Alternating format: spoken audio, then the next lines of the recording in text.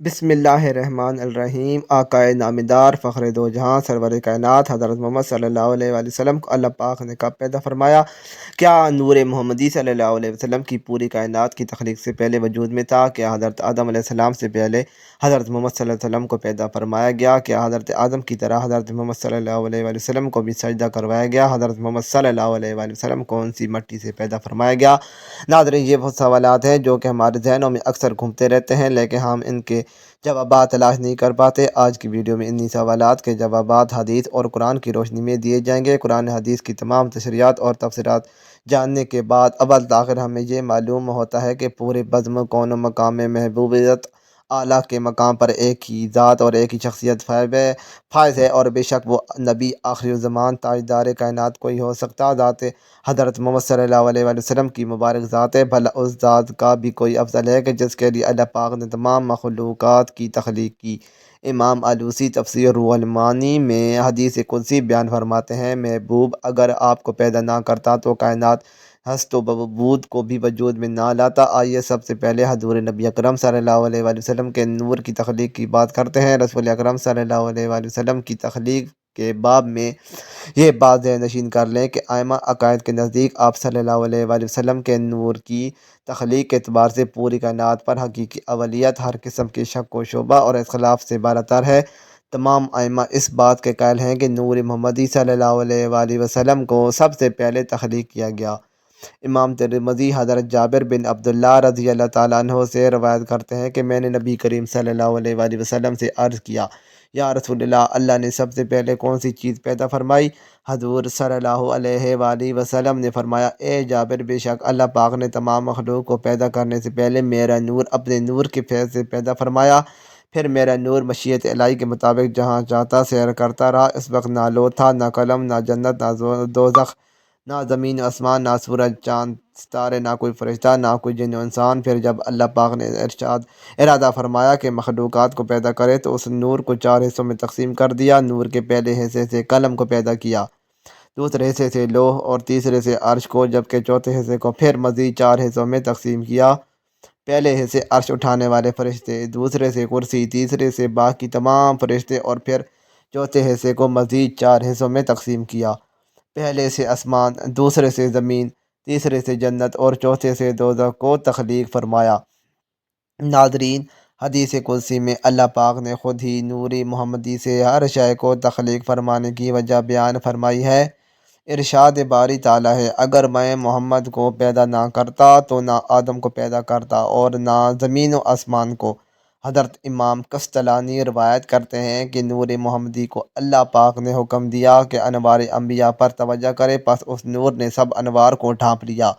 تو اللہ نے انوار انبیاء سے ارشاد فرمایا کہ یہ میرے محبوب محمد صلی اللہ علیہ وآلہ وسلم کا نور ہے، اگر ان پر ایمان لاؤ گے تو تمہیں شرف نبوت سے سرفراز فرمایا جائے گا۔ اس کا ذکر قرآن پاک میں اللہ پاک یوں فرماتا ہے، یعنی یاد کرو اس وقت کو جب اللہ تعالیٰ نے تمام انبیاء سے یہ عہد لیا کہ جب میں تمہیں کتاب اور حکمت عطا کر کے مبعوث کروں تو اس کے بعد آپ کے پاس میرا پیارا رسول آ جائے، تم سب اس پر ایمان لانا اور اس کے مشن کی مدد کرنا۔ امام ترمذی حضرت ابو ہریرہ رضی اللہ تعالیٰ سے روایت کرتے ہیں کہ صحابہ نے پوچھا، یا رسول اللہ، آپ کو نبوت کب عطا فرمائی گئی؟ تو رسول اللہ صلی اللہ علیہ وآلہ وسلم نے فرمایا، اس وقت جب آدم علیہ السلام ابھی روح اور جسد کے درمیان تھے، یعنی ان کے تن میں ابھی جان بھی نہ آئی تھی۔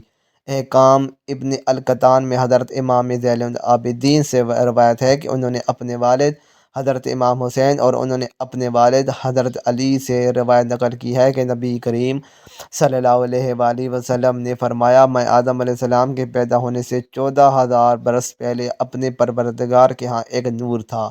صحیح مسلم میں ہے کہ حضور صلی اللہ علیہ وآلہ وسلم نے فرمایا کہ اللہ تعالیٰ نے آسمانوں اور زمین کی تخلیق سے 50,000 سال قبل، جس وقت اس کے اقتدار اور سلطنت کا عرش عالم مادی میں فقط پانی پر تھا، نیچے صرف پانی تھا اور اوپر اسی کو معلوم ہے کیا تھا، اس وقت اللہ تعالیٰ نے جو کچھ الکتاب یعنی لوح محفوظ میں لکھا، اس میں ایک بات یہ تھی کہ محمد صلی اللہ علیہ وآلہ وسلم سب سے آخری نبی ہیں۔ اسے امام نبہانی نے النور الحمدیہ میں نقل کیا ہے۔ واضح رہے کہ یہاں سال سے مراد ہمارے ماہ و سال نہیں، کیونکہ اس وقت وہ سورج اور شب و روز وجود میں نہیں آئے تھے۔ اللہ تعالیٰ ہی بہتر جانتا ہے کہ اس مدت سے حقیقت میں کتنا زمانہ مراد ہے۔ قرآن مجید میں قیامت کے ایک دن کی مدت 50,000 سال بتائی گئی ہے۔ اگر یہ اعتبار سے سامنے رکھا جائے تو خدا جانے عرصے کی درازی کا عالم کیا ہوگا۔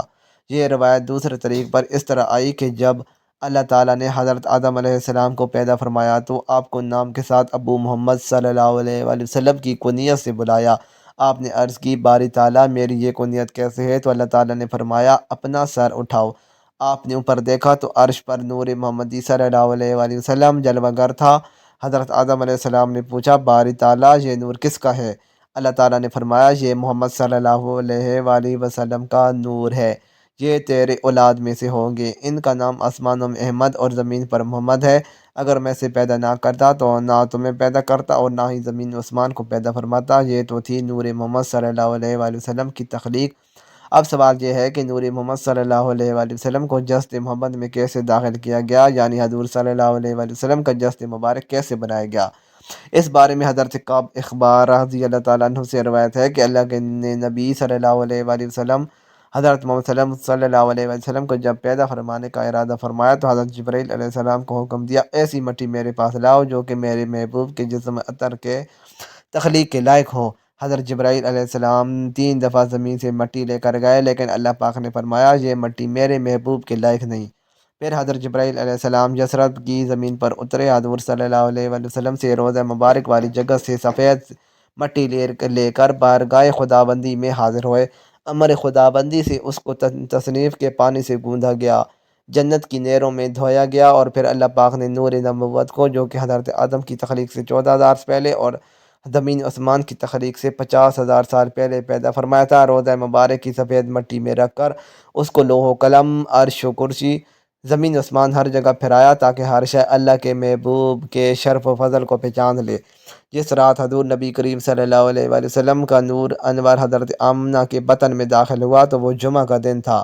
اس رات کے دوزخ کو بند کر دیا گیا اور جنت کے دروازے کھول دیے گئے اور ٹھنڈی ہوائیں زمین پر چلا دی گئیں، اور ایک منادی پوری کائنات میں ندا دی، سب گواہ ہو جاؤ، چھپا ہوا نور اپنی والدہ کے بطن میں آ چکا ہے، جہاں اب اس کے جسد انصری کی تکمیل ہوگی، اور وہ لوگوں کے لیے رہبر و بشری بن کر دنیا میں تشریف لائے گا۔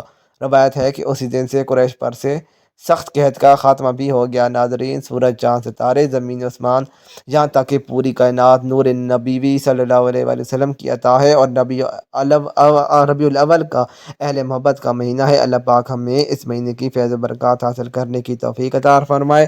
اللہ تعالی ہمیں توفیق فرمائے کہ ہم اہل ایمان، اہل محبت و عشق بن سکے، ہمارا نام تاجدار کائنات صلی اللہ علیہ وآلہ وسلم کے عشق میں لکھا جا سکے۔ مزید اچھی ویڈیوز کے لیے چینل کو سبسکرائب کریں۔ شکریہ۔